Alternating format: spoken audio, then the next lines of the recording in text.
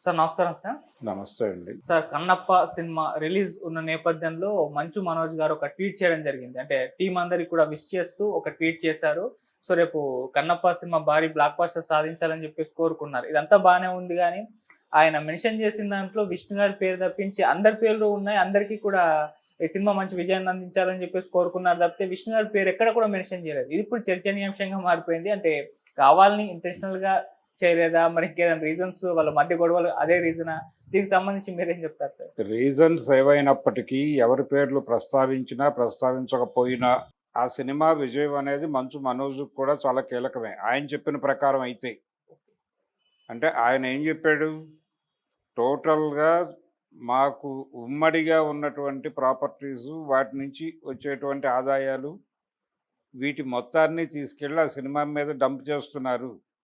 రేపు ఆ cinema result తేడా అయితే గనక భారం అందరి మీద పడుతుంది అని ఆయన దాదాపు సంక్రాంతి పండగ దగ్గర నుంచి పదే పదే మాట్లాడుతూ వస్తున్నాడు. ఈ వస్తున్నటువంటి క్రమంలో అంటే ఆయనలో ఆవేదన ఉంది, అది కనపడుతూనే ఉంది. రకరకాలుగా ఓపెన్‌గానే మాట్లాడుతున్నాడు ఆయన. మాట్లాడుతున్నటువంటి సందర్భంలోనే ఆయన సినిమా 'భైరవం' ఇది ఒకే రోజు రిలీజ్ అవుతాయనేటువంటి ప్రచారం జరిగింది ఆ మధ్య. చూసుకుందాం అనుకున్నారు. ఫైనల్‌గా 'భైరవం' రిలీజ్ అయింది. రిలీజ్ అవుతున్న టైంలో మంచు విష్ణు గారు కూడా ఒక మాట అన్నాడు. ఓపెన్‌గా అన్నాడు. ఇలా ట్వీట్ చేయటంలా కాకుండా తను ఆ సినిమా విజయం సాధించాలని కోరుకుంటున్నాను నేను అని చెప్పాడు. సరే అది సీరియస్‌గా చెప్పాడా? నాన్ సీరియస్‌గా చెప్పాడా? అనేది పక్కన పెడితే ఆయనైతే మాట అనటం జరిగింది. అదే క్రమంలో ఇతను కూడా ట్వీట్ చేశాడు ఇప్పుడు. మాట్లాడలేదు గానీ ట్వీట్ చేశాడు. ఈ ట్వీట్‌లో టీమ్‌ని అభినందించాడు. టీమ్‌ని అభినందించడం మాత్రమే కాదు, ఈ సినిమా సెన్సేషనల్ హిట్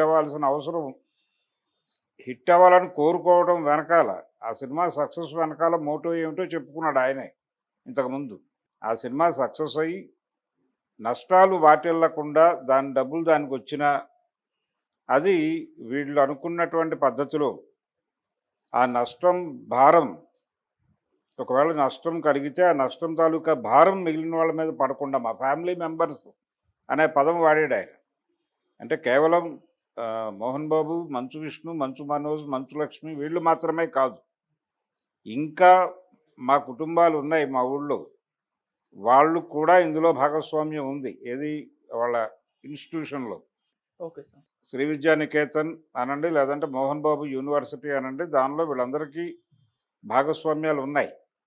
కాబట్టి మేజర్‌గా అక్కడి నుంచి నిధుల తరలింపు జరిగింది అనేటువంటి ఒక ఆరోపణ అతను తరచూ చేస్తూ ఉన్నాడు. ఈ ఆరోపణ నేపథ్యంలో, ఆయన ఆందోళన నేపథ్యంలో చూస్తే ఈ సినిమా హిట్ కావడం అనేది తన కీలకం. అందుకని ఆ ఆకాంక్షను వ్యక్తం చేశాడు. ఇది మంచిదే, మంచు విష్ణుకు కూడా మంచిదే.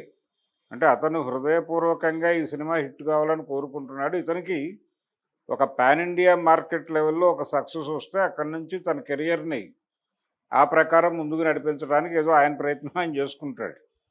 ఈ సినిమాకి సంబంధించి అయితే రకరకాల అంటే మొదటి నుంచి కూడా ఒక నెగటివిటీ రకరకాలుగా నడుస్తూ, ఈ సినిమా మీద రకరకాల మీమ్సు, రకరకాల అభిప్రాయాలు ఇలా నడుస్తూ వస్తోంది ఇది. ఈ నడుస్తున్నటువంటి క్రమంలో ఒక సక్సెస్ సాధించడం ద్వారా ఇవన్నీ కూడా పక్కకి వెళ్ళిపోతాయి. అలా ఏ రకంగా జరిగినా ఇది సక్సెస్ అవ్వడం అనేది మంచు విష్ణుకి ఉపయోగకరమే. మంచు విష్ణుకి ఉపయోగకరమైనటువంటి మాటే మాట్లాడాడు ఆయన మనోజ్. తనకి అవసరం కాబట్టి.